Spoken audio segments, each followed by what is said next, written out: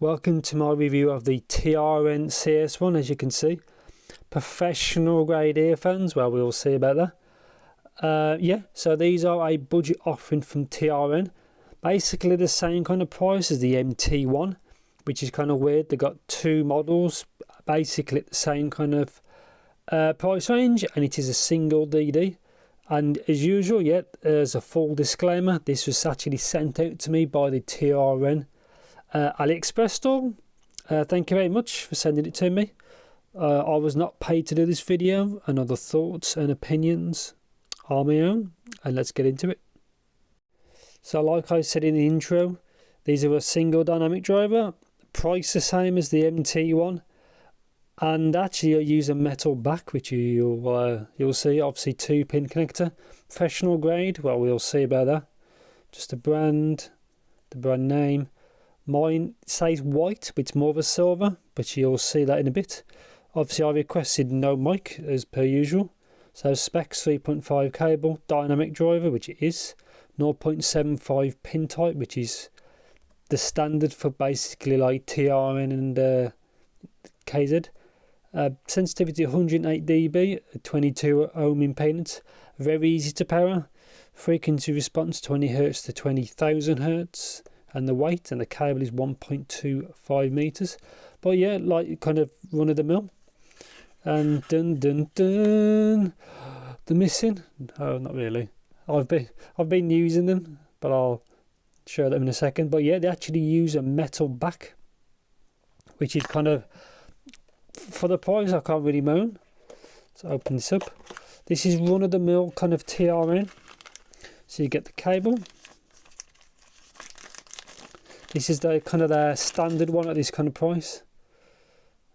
So obviously 3.5 metal kind of connector. Obviously left and right. So it's not the best cable, but obviously it's functional for it at kind of price. Obviously 2-pin says L, the other one says R. It does get tangled very easy. If you know these cables, you know exactly what I mean. The ear hooks work perfectly fine. They are a functional cable. They just get they're a bit like spaghetti. They get tangled up. You get warranty card information, the usual. You get in here, you get small and large tips, as it comes with mediums fitted, which I'll show you in a bit. So yeah, there's 2 pairs, so there's 4 tips in there, so it's 2 pairs. A inspection qualification with an S. And just a quick user guide here. Obviously mine's no mic, that's it in Chinese. Quickly flick it over. Same thing in English. Again, mine doesn't have microphone. It's kind of common sense, and there's some burning information if you want to follow that.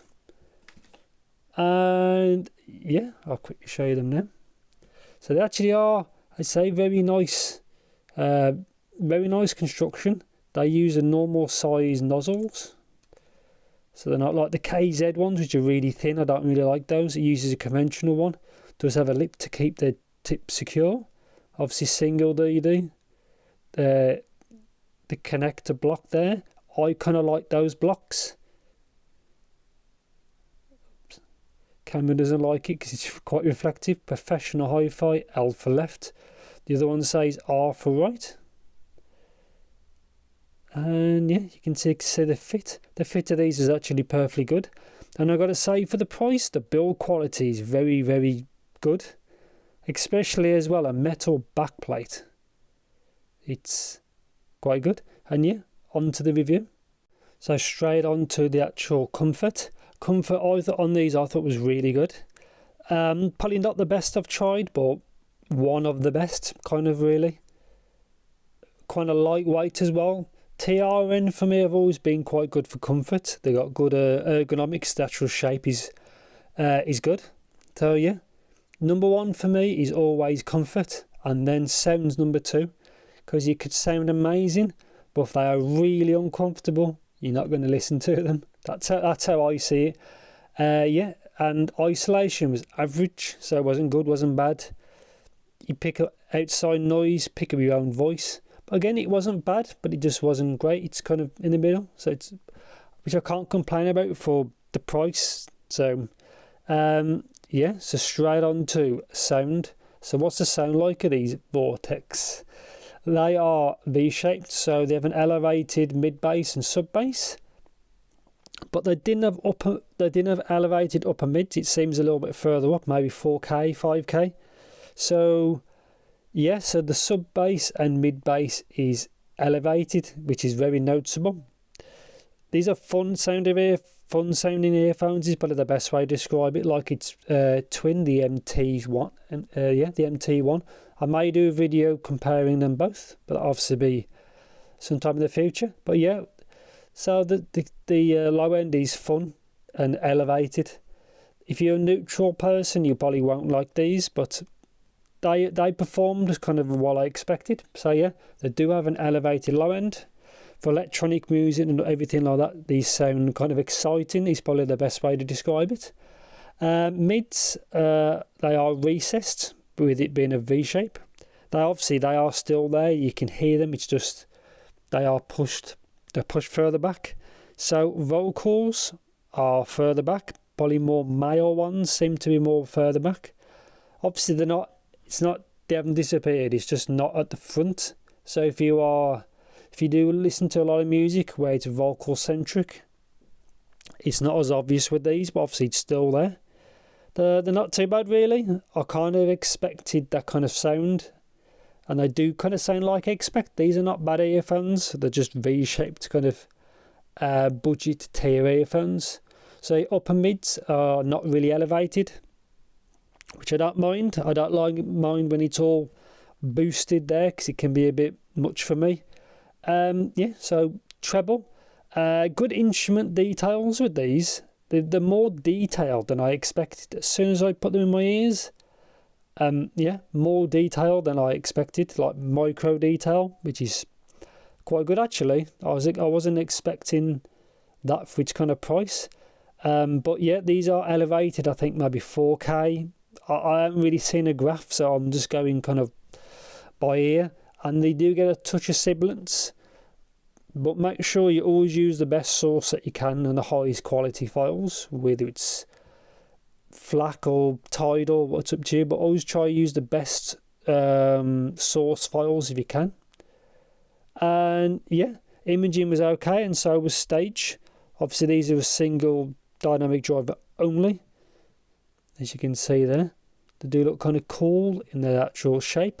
But yeah, overall I was kind of happy with them. They are a kind of generic V-shape kind of sound, and they do perform kind of as what I expected.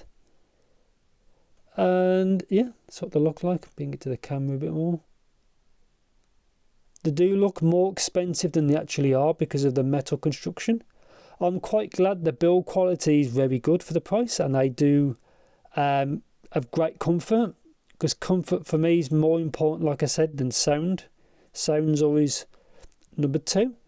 And yeah, overall I'm quite happy with them. They are a generic V-shape kind of sound, but for, I say, electronic music, these things they do sound pretty good, so I can't really deny it. And yeah, on to the actual conclusion. So the conclusion of the TRN CS1s is, for the price, they're pretty good. They are a average V-shape sound signature, which is kind of what I expect. But yeah, nice build. They do have a detachable cable, which at that kind of price you can't really complain about. They are built very well considering for the price. They do sound okay. If you do like a V-shaped sound, then these are the ones for you. If you prefer something neutral or more vocal orientated or any other kind of genre, these may not be for you. But these do have a kind of V-shaped sound. And yeah, I also have the ST2s for review, but that'll be one of the next ones, and they are a hybrid, so it'll be a bit different. And yeah, as usual, let me know anything about these in the comments, and thanks for watching, and take care.